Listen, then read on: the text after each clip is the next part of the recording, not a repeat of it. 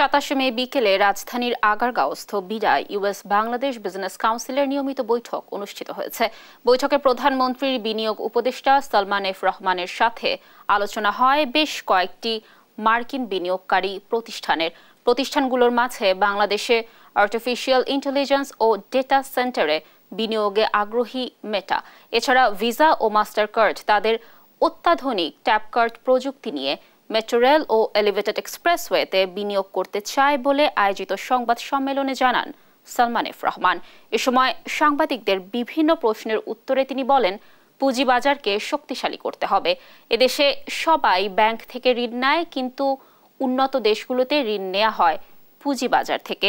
Dollar সংকট ও বর্তমান অর্থনীতি নিয়ে করা প্রশ্নের জবাবে তিনি বলেন, ডলার রেট কমার সাথে সাথে রেমিটেন্স বাড়বে এবং আগামী ডিসেম্বরের মাঝে অর্থনীতি একটি স্থিতিশীল অবস্থানে পৌঁছাবে।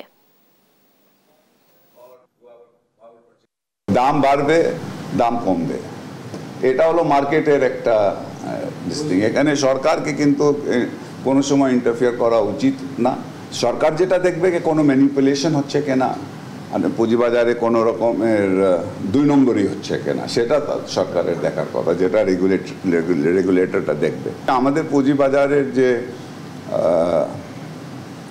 দুর্বলতাটা, সবথেকে বড় দুর্বলতাটা হচ্ছে that আমাদের এখানে কিন্তু ইনস্টিটিউশনাল ইনভেস্টর নাই। সব আমাদের হলো ছোট ছোট আপনার রিটেল ইনভেস্টর।